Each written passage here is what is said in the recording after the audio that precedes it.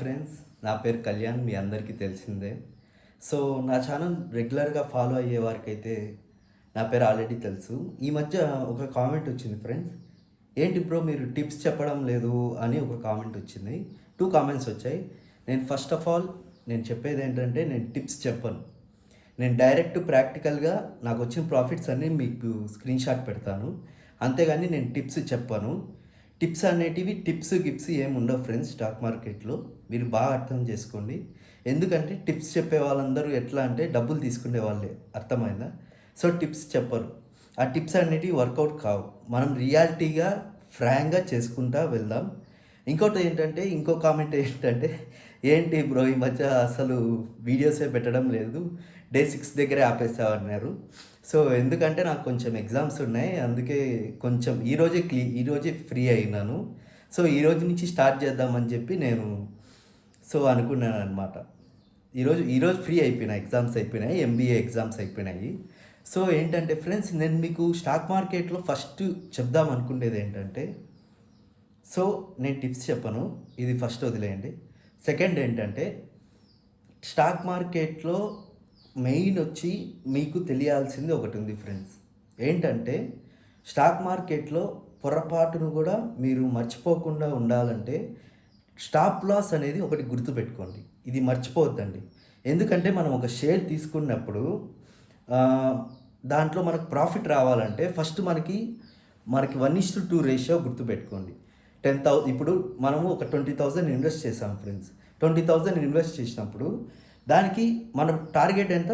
1,000 అయినప్పుడు దీనికి stop loss ఎంత పెట్టుకుంటాం? దగ్గర 500 స్టాప్ లాస్ పెట్టుకుంటాం. మనకి ఎంత నిఫ్టీ ఎలా మూవ్ అయినా, నిఫ్టీ అనేది ఆల్మోస్ట్ ఎట్లయినా అట్లా మూవ్ అవుతూనే ఉంటుంది. ఎందుకంటే అది మామూలే, మార్కెట్ ఎప్పుడు వోల్టాలిటీలోనే ఉంటుంది. ఓకేనా? సో వోల్టాలిటీలో ఉన్నప్పుడు నిఫ్టీతో మనకు సంబంధం లేదు, సెన్సెక్స్తో కూడా సంబంధం లేదు. సెన్సెక్స్ ఎట్లా అంటే నిఫ్టీ ఎట్లా మూవ్ అయితే సెన్సెక్స్ ఎట్లా మూవ్ అవుతుంది. సో దాంతో కూడా సంబంధం లేదు. మనకి కావాల్సింది ఏంటంటే, స్టాక్ మార్కెట్లో స్టాక్స్ ఉంటాయి చూడండి.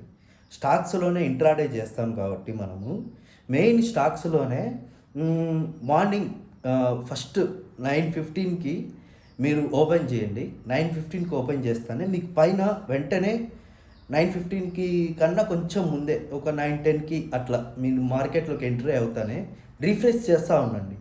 రీఫ్రెష్ చేస్తూ ఉంటే టాప్ గెయినర్స్ అనేటివి కనపడతాయి మీకు.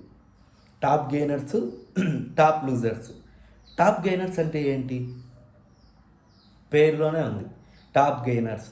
అంటే ఈ రోజంతా ఆ స్టాక్స్ అనేది మూవ్ అవుతూనే ఉంటాయి, అంటే గెయిన్ అవుతూనే ఉంటాయి, పెరుగుతా పోతూనే ఉంటాయి. ఓకేనా? సో టాప్ గెయినర్స్లో మనం పెట్టడం వల్ల మనకి లాభం ఏంటి?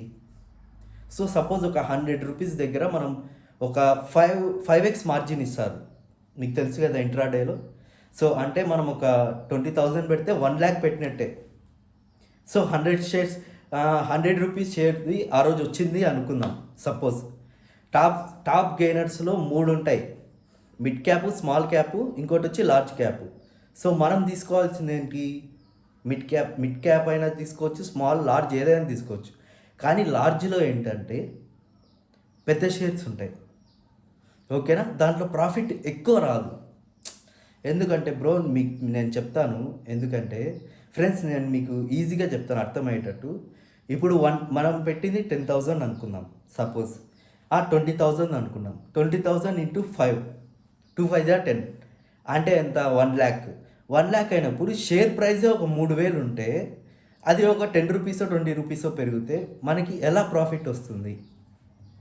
మీరే ఆలోచించండి. అంటే వస్తుంది ప్రాఫిట్, రాకుండా ఏం పోదు. అదే తక్కువ వస్తుంది. ఎంత? ఒక 100 రూపీస్.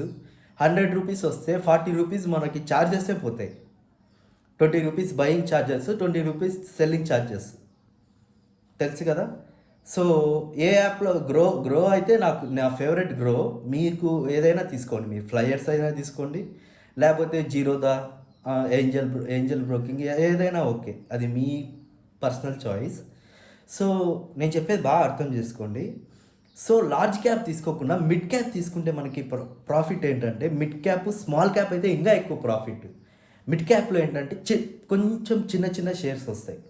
అంటే సపోజ్ ఎంత, ఒక 600, ఒక 800, 500 అలాంటి షేర్స్ వస్తాయి. అదే స్మాల్ క్యాప్లో కానీ షేర్స్ తీసుకున్నాం అనుకోండి, స్మాల్ క్యాప్లో దగ్గర దగ్గర మనకి 100 రూపీస్ షేర్స్, 200 రూపీస్ షేర్స్. మనం టార్గెట్ చేయాల్సిన షేర్స్ ఏంటంటే 100 రూపీస్, 200 రూపీస్ షేర్స్ టార్గెట్ చేయాలి. ఎందుకంటే 100 రూపీస్, 200 రూపీస్ షేర్స్ టార్గెట్ చేస్తే, ఇప్పుడు 100 రూపీస్ దగ్గర ఒక షేర్ తీసుకుందాం అనుకో, సపోజ్ 100 రూపీస్ ఒక షేర్ ఉంది. సో ఆ షేర్ని మనం 20,000 పెట్టాం. 20,000 అంటే 5x, 1,00,000. 1,00,000 పెట్టినట్టే కదా మనం. సో 1,00,000 పెట్టినప్పుడు ఆ షేర్ 100 అయినప్పుడు 1,00,000 ఎన్ని షేర్స్ వస్తాయి మీరే ఆలోచించండి. సో ఆ షేర్ 1 రూపీ పెరుగుతానే మీకు వెంటనే 1,000 ప్రాఫిట్ వచ్చేస్తుంది.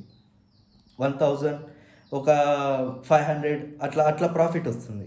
అదే షేర్ ఒక 5 రూపీస్, 6 రూపీస్ పెరిగితే ఇంకా హెవీగా ప్రాఫిట్ వస్తుంది. కానీ మనకి అంత ఆశ వద్దు, మనం డిసిప్లైన్గా చేసుకుందాం. సో నేను చెప్పేది ఏంటంటే, సో వన్ రూపీ పెరుగుతానే, లేకపోతే 1.5 రూపీస్ పెరుగుతానే 1,000 ప్రాఫిట్ వస్తానే మనం ఎగ్జిట్ అయిపోవాలి. ఇదే గుర్తుపెట్టుకొని మైండ్లో, ఎగ్జిట్ అయిపోవాలి. మన ప్రాఫిట్ టార్గెట్ ఎంత? 1,000 పర్ డేకి, 1,000 మాత్రమే. ఎందుకంటే 20,000 క్యాపిటల్ పెట్టాం కాబట్టి. లేదు లేదు బ్రో, లేదు నా దగ్గర అంత లేదండి, లేదు మేము పెట్టేది 10,000 కూడా పెట్టచ్చు మనం.